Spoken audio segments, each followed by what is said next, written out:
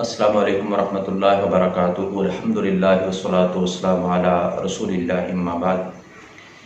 محرم الحرام بڑی عزت والا، احترام والا، حرمت والا مہینہ ہے۔ اس میں کیے جانے والے خاص اعمال میں سے ایک خاص عمل روزہ رکھنا ہے۔ رسول اللہ صلی اللہ علیہ وسلم کا معمول تھا کہ آپ اس مہینے میں بکثرت روزے رکھا کرتے تھے، اور اسی طرح اپنے صحابہ کرام رضوان اللہ علیہم اجمعین کو بھی ترغیب دلایا کرتے تھے۔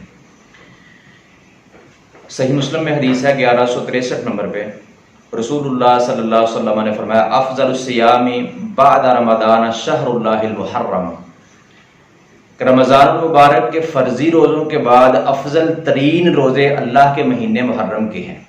اور صحیح مسلم میں ہی ہے، رسول اللہ صلی اللہ علیہ وسلم سے سوال کیا گیا ای الصلاۃ افضل بعد المکتوبۃ و ای الصیام افضل بعد شہر رمضان، کہ فرضی نماز کے بعد افضل ترین نماز کون سی ہے، اور فرضی رمضان کے روزوں کے بعد کون سے روزے سب سے افضل ہیں؟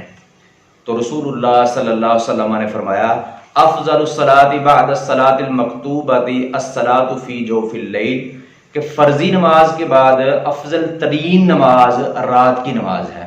اور نبی مکرم صلی اللہ علیہ وسلم نے فرمایا وافضل الصیام بعد شہر رمضان صیام شہر اللہ المحرم، کہ فرضی روزوں یعنی رمضان المبارک کے روزوں کے بعد سب سے افضل ترین جو روزے ہیں وہ ماہ محرم کے، محرم الحرام کے روزے ہیں۔ تو رسول اللہ صلی اللہ علیہ وسلم کا معمول تھا، کثرت سے آپ اس مہینے میں روزے رکھتے تھے، صحابہ کرام رضوان اللہ علیہم اجمعین کو ترغیب دلاتے تھے